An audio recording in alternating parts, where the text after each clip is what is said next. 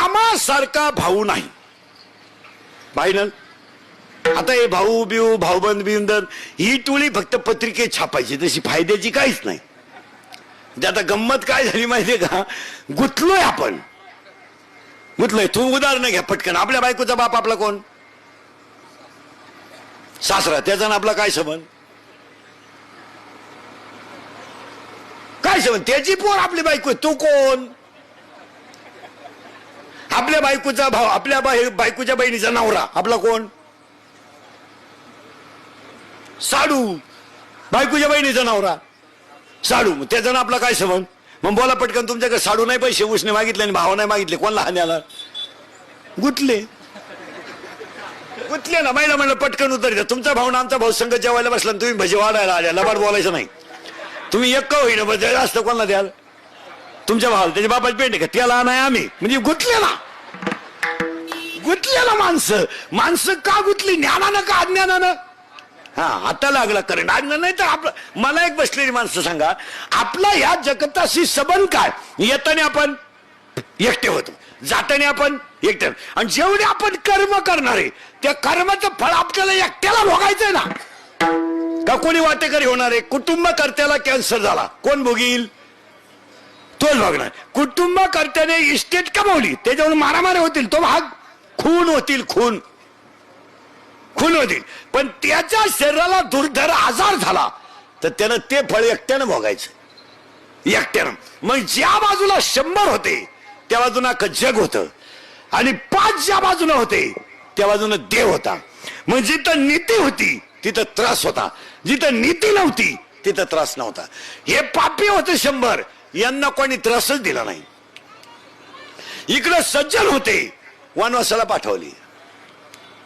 इकडे सज्जन होते, वनवासाला पाठवले. महाराज स्वतःची बायको डावात लावणे, लोकांनी काही केलं नाही. त्यांचं काय केलं त्यांनी?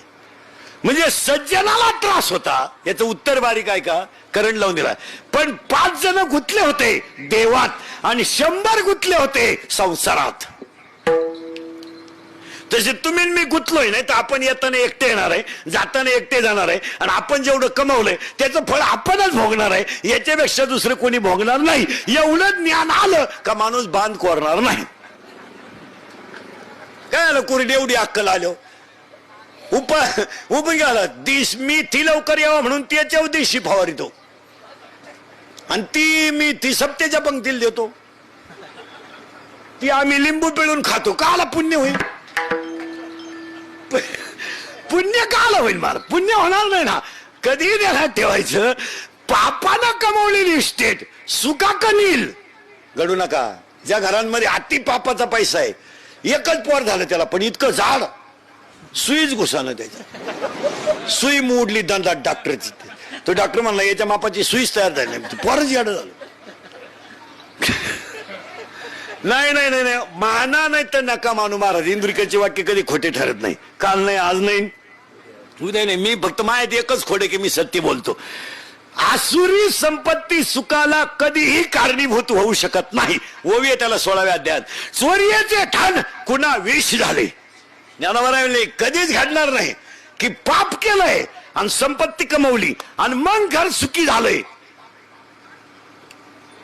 सुख मिळालं पण गाडी बंगला झोप नाही ना. गोळ्या झोपायच्या, गोळ्या.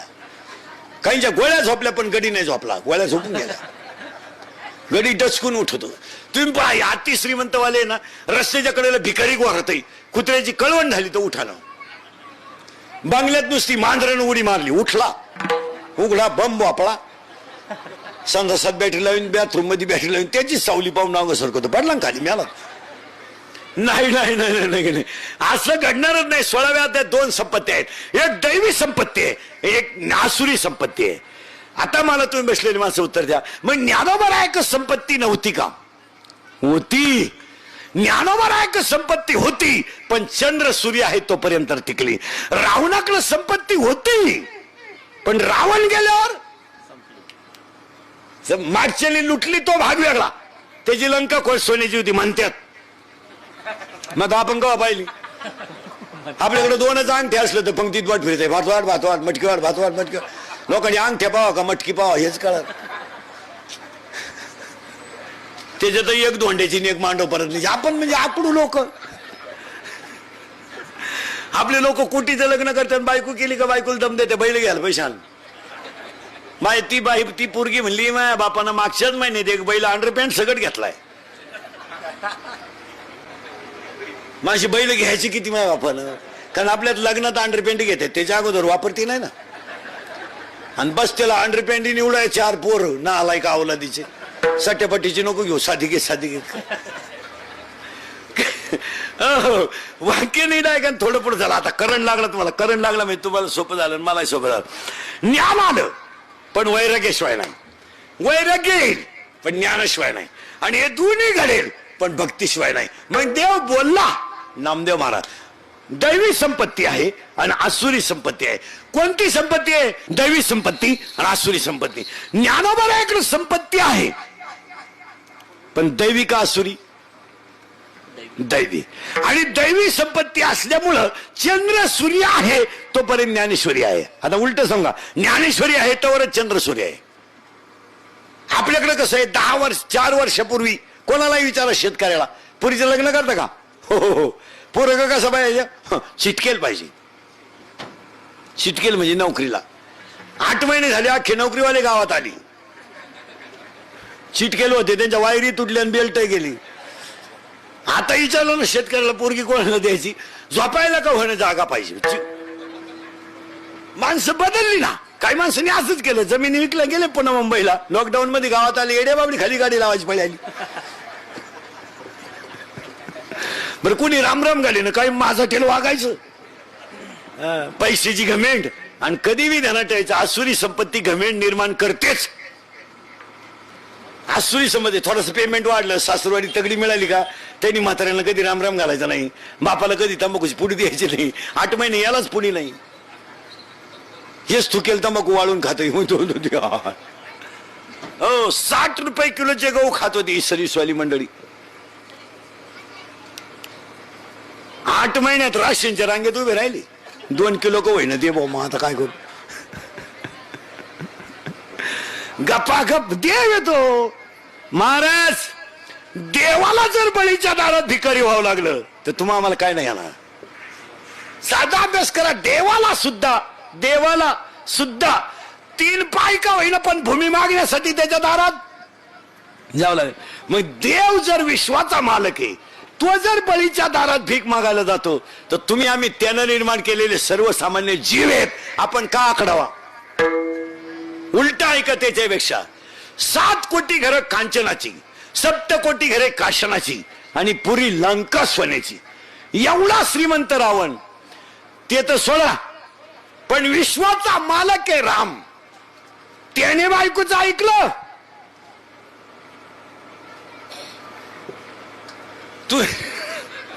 तुम्ही साधा अभ्यास करा. सोन्याचं हरणाचं कातड कोणाला लागत होतं? सीताला. सीता कोण? रामाची. केवढ्यात पडलं कातड?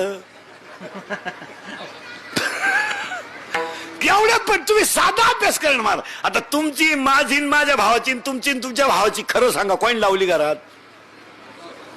बायकोलाच ना. बायकोचं जर ऐकलं नाही ना, आपली ना आपल्या भावाची गच्च धराधरी कधीच होणार नाही. भाऊ भांडत नाही, कधीच नाही भांडणार, भांडणारच नाही. राहते रक्ताची त्यांची. पण हे मधलं पिल्लू जे आहे ना, हे सोडीत आहे. गहू वाट्यानं दिलं, मग विचारा ना किती झाली, विचारा. तुम्हाला मरू विचारा. मी आहे ना पुढच्याला मी आहे. तुम्ही विचारा तर खरं. हा नुसता विचारायला गेला त्याने गच्ची धरली त्याची. अर्थ लोपले पुराणी, नाश केला शब्द ज्ञानी. बस पहिला मुद्दा संपला. ज्ञानोबा, वैराग्य तुकोबा, भक्ती नामदेव आहे. आज कीर्तनाला घेतलेला अभंग नारायणचा अभंग सगळ्यांच्या पाठे, भजन्यांच्या सुद्धा. पण हा अभंग मागणी पर आहे. आता इथं घोटाळा असा आहे, आज मागणी पर अभंग आहे. कीर्तनातला पहिला मुद्दा संपला. दुसरा मुद्दा, कीर्तन ऐकणाऱ्याला सूचना. आता कीर्तनाला बसल्यावर खरमरीत बसायचं. काळ 80% नाही, 99% लोक कीर्तनाला बसलेल्या पैकी एकानं तोंड बांधलं नाही. फुगीर. मला कोरोना होणार नाही या घमेंडीत राहू नका, ज्याला झालं त्याला भेटा, अशी जिरती. हो, पूर्वी माणूस शिकला का माणसं म्हणायचे सच शिकला. आता माणसं म्हणताय शिकला का, बाजूला सरक, नाही तर माझ्या 3.5 लाखाला ठोकशील, सरक बाजूला.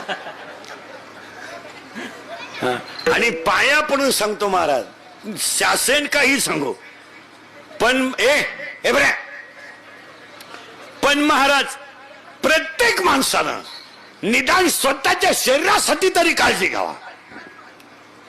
दुनिया मारू दे तिकडं, दुनियाशी काही घेणं नाही. पण आपण कोण सगळ्याच सोंग आणता येतं, पैशात आणता येत नाही. इथं खोकाला का 3.5 लाख आहेत. 10 महिन्यापूर्वी आपल्याकडं कोणताही माणूस डॉक्टरकडे गेला, कोणताही, का डॉक्टरनं एकच दणका उठवायचा, पांढऱ्या वाढल्या, तांबड्या कमी झाल्या, तांबड्या वाढल्या, पांढऱ्या कमी झाल्या. मग या 10 महिन्यामध्ये पेशी गेल्या कुठं? खाजवून डोकं तुम्ही बसलेल्या पैकी कोणत्या माणसाच्या पांढऱ्या पेशी तांबड्या पेशी 10 महिन्यात वाढल्या, त्याला म्हणा बॉटवर कर, मी बिल देतो डॉक्टरचं. वाढल्या का बरं? पेशी गेल्याच कुठं? नाही तर रोज उठून तोच दणका, वाढल्या टाका काढून, अरे पुन्हा कमी झाल्या भरा परत. हे गेलं कुठं महाराज? हे गेलं कुठं? ऐका, या 10 महिन्यामध्ये लोकांना पिठलं भाकरच मिळाली, चपातीच मिळाली, ज्वारीची भाकर मिळाली, पण घरची आणि चांगली मिळाली. बाहेर जेवायचे लोक बंद झाले, पिठलं भाकरच खाली पण दणकून खाली, ज्वारीची भाकरच खाली पण दणकून खाली. परिणाम, शरीरामध्ये जे रक्त तयार होण्यासाठी मिनरल व्हिटॅमिन लागतात ते त्याला बाजरीतून मिळाले, ते त्याला चपातीतून मिळाले. डांबरीवरचं जेवण बंद झालं, लोक निरोगी झाले. काय मत आहे तुमचं? शुगर गेली, शुगर बीपी तर पळूनच गेला, आणि पीसी तर वारलेच. अटॅक सुद्धा येईना कोणाला, नाही होऊ नाही.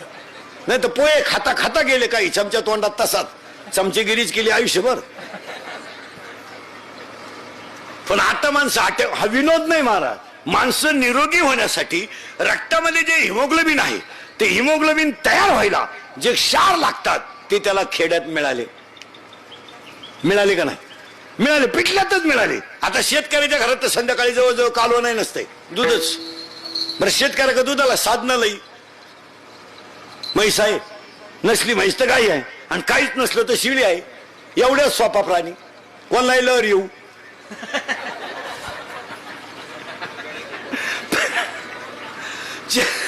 चहा उकळत आला का तंगडत गुतवायचं. बरं, दूध यायला टाइम नाही, माग फटका पुढं दूध माग. दूध कमी मिळालं लोक शिळीची कास आणतात. जर कास आल्यावर दूध येत असतं तर काही नाही, शेपट्याला दगड बांधला असता. आदळलं का दूध, आदळलं का दूध. शिळी शिपीला दगड बांधायचा, पळाली का धर धर धर धर खाली पात्याला धर. अरे बाबा, तसं नाहीये. माना नाही तर नका मानू, गाथा आहे बर का. युक्त आहार विहार, आहार चांगला असेल, झोप वेळेत असेल तर माणूस निरोगी होतोच.